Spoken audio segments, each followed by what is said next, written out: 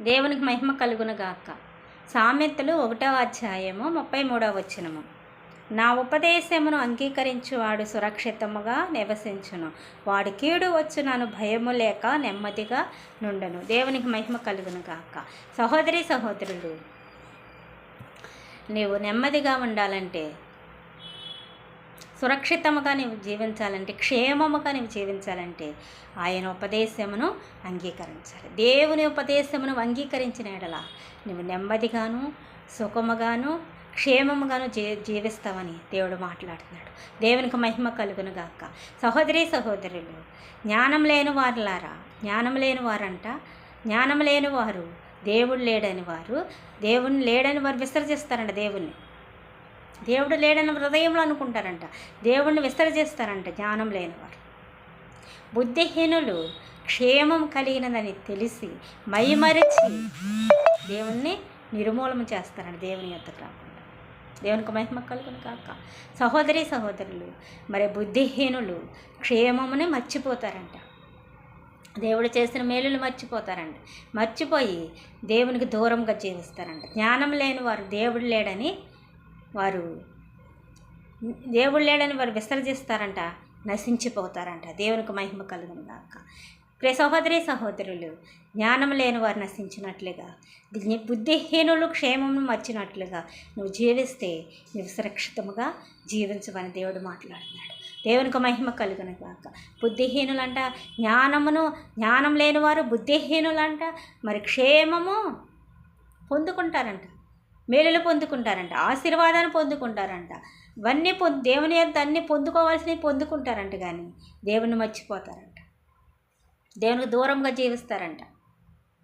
జ్ఞానం లేని వారు దేవుడే లేడంట అని వారు అనుకుంటారంట, నాశనం అయిపోతారంట. దేవునికి మహిమ కలుగును కాక, నశించిపోతారంట.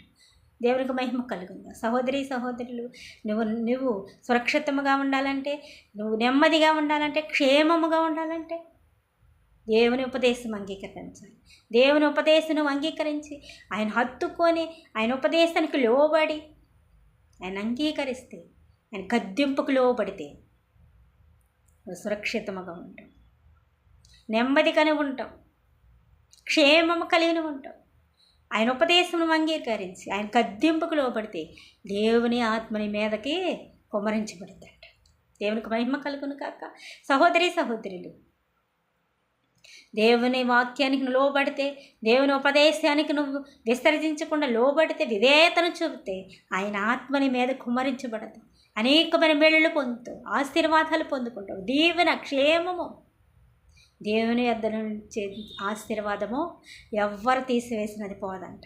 శాశ్వతమైన ఆశీర్వాదం పొందుకుంటాం. ఆయన ఆత్మని మీద కుమ్మరించబడాలంటే, ఆయన ఆత్మని మీద ఎల్లప్పుడూ ఉండాలంటే, పరిశుద్ధ ఆత్మని పిలుపుని మీదకి రావాలంటే, ఆయన తాకిడి మీదకి రావాలంటే ఆయన గద్దెంపుకు లోపడాలంట, ఆయన ఉపదేశమును అంగీకరించాలంట. దేవునికి మహిమ కలుగును గాక. జ్ఞానం అంట వీధులలో కేకలు వేస్తుందంట. జ్ఞానం సంత వీధులలో బిగ్గరగా కేకలు వేస్తుందంట. జ్ఞానం పురద్వారములలో పట్టణాలలో ప్రకటన చేయబడుతుందంట. దేవునికి మహిమ కలుగును గాక. సహోదరి సహోదరులు, బాప్తిస్మిచ్చే యోహాను అరణ్యముల కేకలు వేస్తున్నాడు బిగ్గరగా. అయ్యో, మారు మనసు పొంది బాప్తీసం పొందండి, మారు మనసు పొందని ఎడల బాప్తీసం పొందుడి, మారు మనసు పొందని ఎడల బాప్తీసం పొందని ఎడల, రక్షించబడని ఎడల చెట్టు ఏరులన గొడ్డలు ఉందని చెప్తున్నాడు.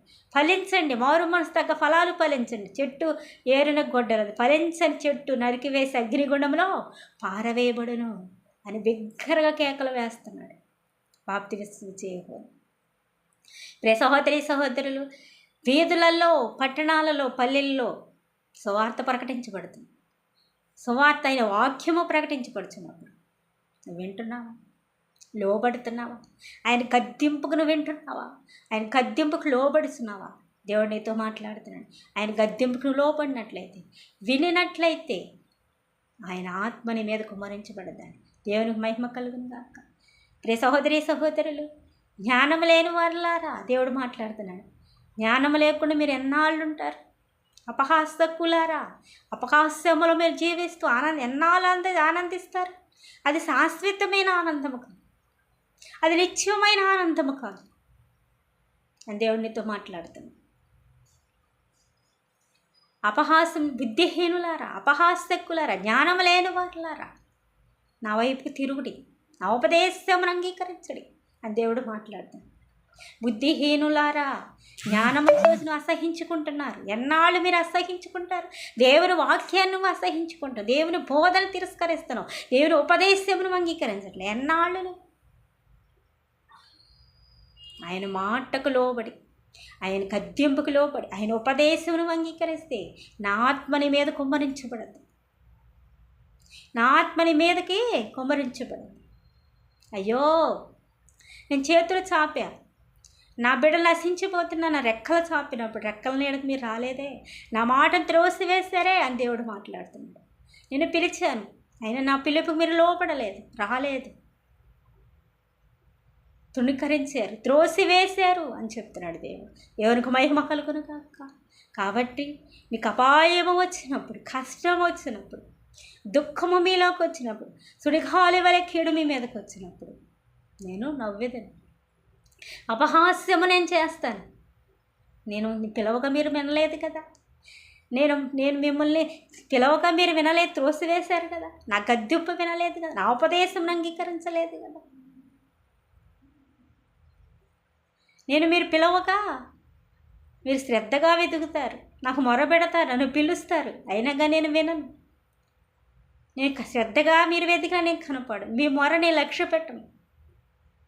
మీరు నాకు లోపడ్డారు, తిరుగుపడ్డారు కదా అని దేవుడు మాట్లాడు. దేవునికి మహిమ కలుగును కాక. సహోదరి సహోదరులు, మీ ప్రవర్తన బట్టి, మీ జీవిత ప్రవర్తన బట్టే ఫలాన్ని పొందుకుంటారు. మీ జీవితం ఏ ప్రవర్తనతో ప్రవర్తించారు, జీవించారు, దానికి తగ్గ ఫలాలు మీరు అనుభవిస్తున్నారు అని దేవుడు మాట్లాడు. దేవునికి మహిమ కలుగును గాక. నువ్వు సురక్షితముగా ఉండాలంటే, మేలులు పొందాలంటే, ఆశీర్వాదము పొందాలంటే, కీడులే రాక మేలులు పొందుకోవాలి, క్షేమం పొందుకోవాలంటే, నెమ్మది కలిగి జీవించాలంటే ఆయన ఉపదేశమును అంగీకరించు, ఆయన గద్దింపుకు నువ్వు లోబడు. గద్దింపుకు విని లోబడటే ఆయన గద్దింపుకి సురక్షితమైన జీవితం, సురక్షితమైన జీవితం నీకు వస్తుందని దేవుడు మాట్లాడు. నెమ్మదిగా నువ్వు జీవిస్తావు. కీడు వస్తుందని నీకు తెలిసినప్పటికీ నువ్వు నెమ్మదిగా ఉంటావు, ఆయన రెక్కల నీడలో ఉంటావు. దేవునికి మహిమ కలుగును కాక.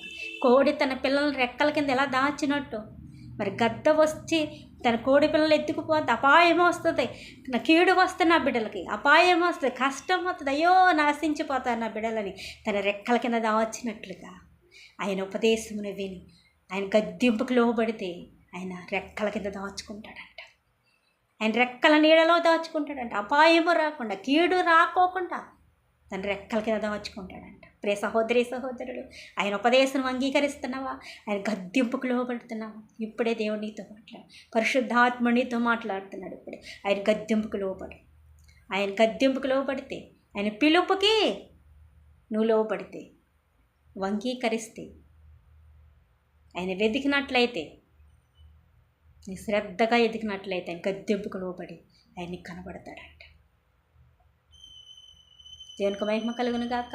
సహోదరి సహోదరులు, దేవుడు నీతో మాట్లాడుతున్నాడు, పరిశుద్ధాత్ముడు నీతో మాట్లాడుతున్నాడు. ఆయన ఉపదేశమును అంగీకరించు. జ్ఞానము లేకుండా నువ్వు జీవించొద్దు, బుద్ధిహీనుల వలె నువ్వు జీవించవద్దు, అపహాస్యకులై నువ్వు జీవించవద్దు, జ్ఞానము నువ్వు అసహించుకోవద్దు. అలా అయితే నీ మీద కీడు వస్తుంది, నీ మీద కష్టం వస్తుంది, నష్టం వస్తుంది, శాపం నీ మీదకు వస్తుంది, ఉగ్రత నీ మీదకు వస్తుంది. దేవుడు మాట్లాడుతున్నాడు. జ్ఞానవంతుల వలె, బుద్ధిమంతుల వలె ఆయన వాక్యానికి నువ్వు లోపడు, ఆయన ఉపదేశానికి లోపడు, ఆయన మాటకు లోపడు, విధేయతను చూపించు. ఇప్పుడు ఉగ్రత రాకుండా తప్పించబడదు, క్షేమం నీకు వస్తుంది. దేవుడు మాట్లాడుతున్నాడు, నెమ్మది నీకు వస్తుంది, సురక్షితముగా నువ్వు జీవిస్తావని దేవుడు మాట్లాడు. దేవునికి మహిమ కలుగును కాక. సహోదరి సహోదరులు, ఒకటవది ఆయన ఉపదేశమును అంగీకరించాలి, రెండవది ఆయన ఆత్మ మన మీద కుమ్మరించబడిందంట, మూడవది క్షేమముగా ఉంటామంట, నాలుగవది సురక్షితముగా ఉంటామంట, ఐదవది నెమ్మదిగా మనం జీవిస్తామంట. దేవునికి మహిమ కలుగును కాక. ఈ 5 మన జీవితం నెరవేర్చబడాలని ప్రార్థన చేసుకుందాం. దేవునికి మహిమ కలుగును కాక. ఆమేన్.